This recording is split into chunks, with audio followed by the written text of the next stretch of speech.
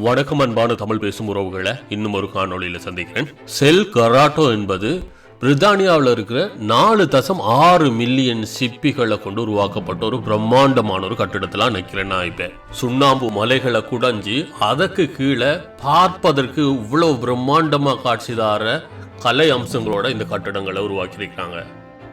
இந்த கட்டிடத்தை பற்றி முழுமையாக தெரிஞ்சு கொள்றதுக்கு முதல்ல இது போன்ற நிறைய காணொளிகள் என்னுடைய சேனலில் வெளிவிட்டு கொண்டு வரேன். அதற்கு முதல்ல நீங்கள் மறந்துடாமல் சப்ஸ்கிரைப் பண்ணி வச்சுக்கொள்ளுங்க. மிகவும் பயனுள்ள நிறைய காணொளிகள் என்ற சேனலில் தொடர்ந்து வந்து கொண்டே இருக்கும். என்ன டெம்பிளுக்கு போகிறோம்? ஷெல், சீசெல்னா கடல் சிப்பியால் உருவாக்குன அந்த இடத்துக்கு தான் போகிறோம். இப்போ அம்மாவும் நானும் ஜோனத்தனும் அந்த சிற்பிகளை கொண்டு உருவாக்குன பெரிய ஒரு கோட்டை மாதிரி இருக்குது. அந்த கோட்டையை தான் நாங்கள் பார்க்க போகிறோம். வாங்க ஜோனத்தன், இப்போ எங்கே போகிறோம் நாங்கள்? இந்த இருக்குது பாருங்கள். இந்த இடத்துல வந்தீங்கன்னு சொன்னால் உங்களுக்கு பார்க்கிங் 2 hours ஃப்ரீ. அதுக்கு அங்கால நீங்கள் பே பண்ணலாம். இப்போ தாராளமாக 2 hours போதும். பக்கத்தில் தான் இருக்குது. ஒரு இந்த இடத்துல இருந்து கிட்டத்தட்ட ஒரு 5 நிமிடங்கள் நடந்தாலே போதும். அந்த இடத்த நாங்கள் வந்து சேர்ந்துடுவோம். இப்போ ஒரு சின்ன ஒரு கட்டிடமாக தான் இருக்கும். பார்க்குறதுக்கு சின்ன ஒரு வீடு மாதிரி இருக்கிற அந்த அழி இருக்கு பாருங்கள், கொரோட்டோ அழி இருக்கு, செல் கொரோட்டோ. இந்த இடத்துக்குள்ளே போகிறதுக்கு முதல்ல இது பிரித்தானியாவில் இருக்கிற கென் பகுதியில் அமைஞ்சிருக்கு, மார்கெட் பகுதியிலாம் இந்த இடம் அமைஞ்சிருக்குது. வாங்க உள்ளுக்குள்ளே போவோம். உள்ளே போனோடனே ஒரு சின்ன ஒரு அழகான ஒரு குட்டி கடை மாதிரி இருக்குது. அங்கே விதமான கடல்ல வாழ்கிற அந்த சிப்பி, சங்கு, இது போன்ற நிறைய உயிரினங்கள்ற அந்த ஓடுகளை வச்சுருக்காங்க. பாருங்கள், விதமாக எத்தனை வகையான சிப்பிகளையும் அந்த சங்குகள், நத்தை இனங்கள் எல்லா ஓடுகளையும் அழகாக இதில் விற்கிறதுக்காக வேண்டி வச்சுருக்காங்க. எங்கட மெமரிக்காக வேண்டி நாங்கள் அதை வாங்கி கொண்டு போகலாம். விதமாக காரணம், இது போன்ற சங்குகளை கொண்டு உருவாக்கியிருக்காங்க அந்த மிக பிரம்மாண்டமான அந்த உள்ளுக்குள்ளே இருக்கிற ஒரு கட்டடத்தை. நிலத்துக்கு அடியில் அதுவும் சுண்ணாம்பு பாறையை குடைஞ்சி அதுக்குள்ள இந்த நிலத்தடியில் அந்த கட்டடத்தை உருவாக்கியிருக்காங்க.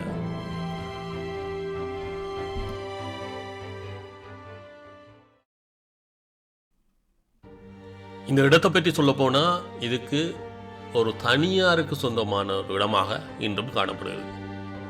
ஒரு ஆளுக்கு ஸ்டேர்லிங் பவுண்ட் 4 ரூபா 50 அறவிடுறாங்க. போகிற என்ட்ரன்ஸ்லேயே அழகாக எழுதியிருக்கிறாங்க எந்த இடம். நாங்கள் இப்போ கீழ் நோக்கி போகிறோம். இந்த இடத்தினுடைய வரலாற்றை நாங்கள் தெரிஞ்சு கொள்வோம்டா. இது ஒரு தனியார் ஒருவரால் 1835ஆம் ஆண்டு தான் இது கண்டுபிடிக்கப்பட்டிருக்குது. ஒரு தனியார் ஒருவர் இந்த நிலத்தை வாங்கியிருக்கிறாரு. அங்கே குடிசை ஒன்றை கட்டுறதுக்காக நிலத்தை தோண்டிடும் பொழுது இந்த மிக பிரம்மாண்டமான குகை அமைப்பில் அமைக்கப்பட்ட ஒரு கட்டடம் கண்டுபிடிக்கப்பட்டிருக்கு. அதிலிருந்து இன்று வரைக்கும் இது தனிப்பட்ட ஒரு தனியாருடைய ஒரு இடமாகவே இருக்குது. சுண்ணாம்பு பாறைகளை குடைஞ்சி நிலத்துக்கு அடியில் மிக பிரம்மாண்டமாக அமைக்கப்பட்டிருக்கிற இந்த கட்டிடம் பார்ப்பதற்கு எங்கட மனசில் ஒரு பெரியோரு வியப்பூட்டும் வகையில் அந்த வடிவமைப்புகள் அனைத்துமே உருவாக்கப்பட்டிருக்கு. இந்த கட்டிடத்தை பற்றி சொல்ல போனால் இது என்ன நோக்கத்துக்காக உருவாக்குனாங்க, எப்போ உருவாக்குனாங்க என்ற ஒரு முழுமையான ஆதாரமான ஒரு தகவல்கள் இன்றும் இல்லை. பார்க்கும் பொழுது எவ்வளோ பிரம்மாண்டமான, எவ்வளோ அழகான ஒரு கட்டடக்கலை.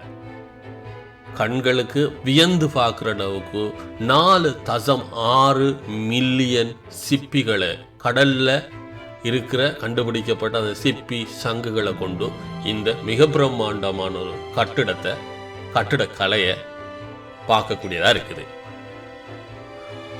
ஒவ்வொரு சிப்பிகளையும் கொண்டு எவ்வளவு அழகாக இந்த கட்டிடம் அமைக்கப்பட்டிருக்கிறது. வித்தியாசமான உருவங்களை பார்க்கக்கூடியதாக இருக்குது. சில இடங்களில் பூக்களை பார்க்கக்கூடியதாக இருக்குது. சில இடங்களில் அழகான அந்த வளைந்த ஒரு அதாவது எங்கட கோலம் எப்படி போடுவோமோ, இந்து சமயத்திலும் சரி இந்துக்களும் சரி எப்படி கோலம் விடுவோமோ அது போன்ற வித்தியாசமான அமைப்புகளை பார்க்கக்கூடிய அருந்தகி. ஒவ்வொன்றும் ஒவ்வொரு விதமான சிப்பிகளையும் அந்த சங்குகளையும் வித்தியாசமாக கடல்ல கண்டுபிடிக்கப்பட்டதில் வச்சு உருவாகியிருக்காங்க. எவ்வளோ அழகான காட்சி தார இந்த பிரம்மாண்டமான கட்டிடக்கலை எப்போ உருவாக்கப்பட்டதுன்னு இன்னும் தெரியலை. இந்த இடத்துல இருந்து பார்க்கும் பொழுது ஆகாயத்தை நோக்கி குடை போன்ற ஒரு அமைப்பு காணப்படுது. எவ்வளோ அழகா இருக்கு பாருங்க. ஆகாயத்திலிருந்து அந்த சூரிய ஒளி உள்நோக்கி வார அளவுக்கு இந்த கட்டிடக்கலை அமைஞ்சிருக்காங்க. நில மட்டத்து அடியில் இருந்து தோண்டப்பட்ட இந்த கட்டிடம் வானத்தை நோக்கி மேலாக ஒரு கூரை போன்ற அமைப்பில் காணப்பட்டது. வளைந்து நெளிந்து ஒரு பாம்பு எப்படி செல்லுமோ அந்த மாதிரி ஒரு வளைவுகளில் கொண்டு அமைக்கப்பட்டிருக்கு இந்த கட்டிடம். ஆக கடைசியில் வந்து பார்க்கும் பொழுது ஒரு சின்ன ஒரு மண்டபம் அமைப்பில் காணப்படுது. இது வந்து பலிபீடம் என்று சொல்கிறாங்க. இல்லை இங்கே நிறைய ஆராதனைகள் நடைபெற்றிருக்கும் சொல்கிறாங்க. ஆனால் முழுமையான தகவல், உறுதிப்படுத்தப்பட்ட எந்த ஒரு தகவலும் இன்னும் இல்லை. இதெல்லாம் பார்க்கும் பொழுது இங்கு என்ன வைக்கப்பட்டிருக்கும் என்ற ஒரு வினா எங்களுக்கு எழும்புது. இதில் ஒரு கடவுள் சக்தி இருந்திக்கா, கடவுளை வச்சு வழிபட்டாங்களா, இல்லை இது ஒரு ஆராதனையா, இல்லை ஒரு மீட்டிங், ஒரு ஒன்று கூடலுக்கான இடமா, எதுவுமே தெரியாது.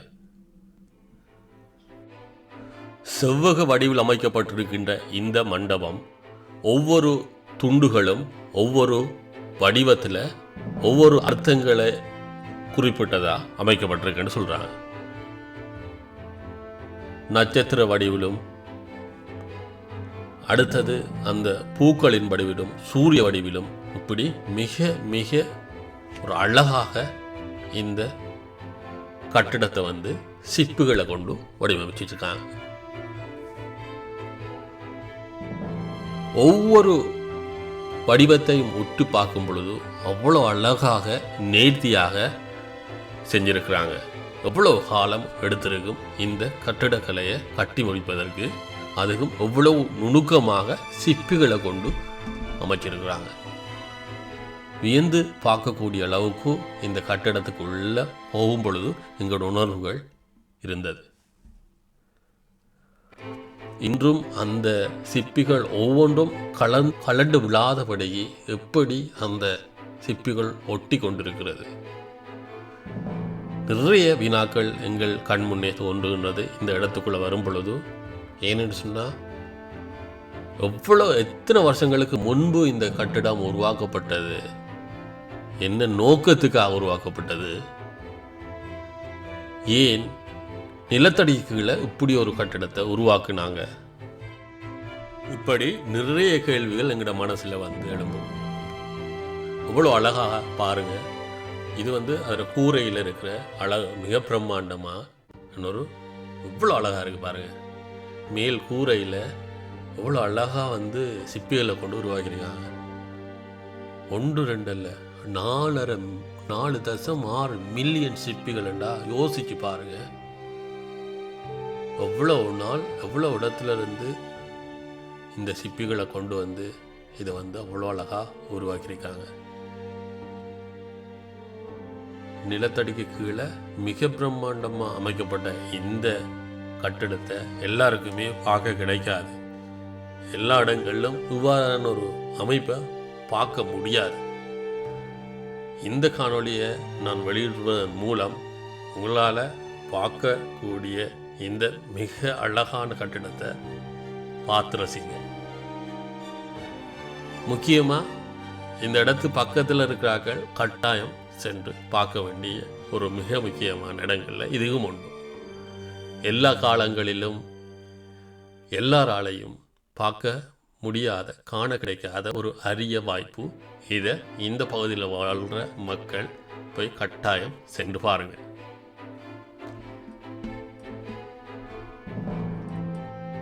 மிக பழமையான கட்டிடம். இவ்வளோ அழகாக இருக்குது பாருங்கள் இந்த அமைப்பு.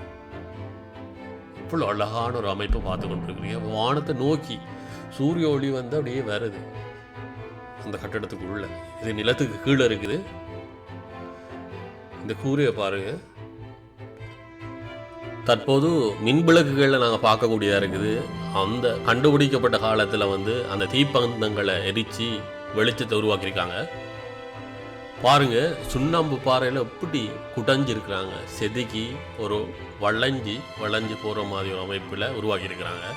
நாங்கள் இப்போ மேலே போகிறோம். மேலே போய் அந்த கடைசியாக ஷாப்பிங் பண்ணிவிட்டு வெளியில் போகிறோம். அதுக்கு முதல்ல மேலே ஏறினோடனே சின்னாக்களுக்கு வந்து விளையாடுறதுக்குரிய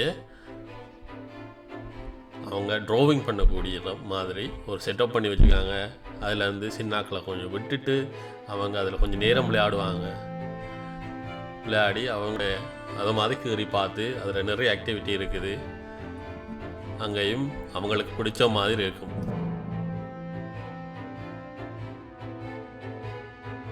இறுதியாக வந்து நாங்கள் கடைக்குள்ளே வந்திருக்கோம். வழியில் வந்து நிறைய சிற்பிகளால் செய்யப்பட்ட நிறைய பொருட்கள் இருக்குது. நீங்கள் வாங்கி கொள்ளலாம்.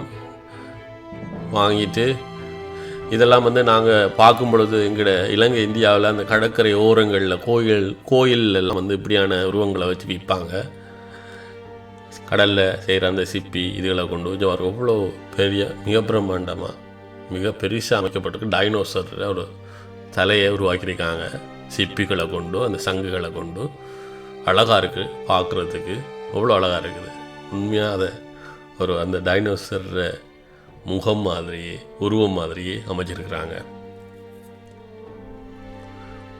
வாங்க, இதோடு நான் அந்த காணொலியை முடிச்சு கொள்ள போகிறேன்.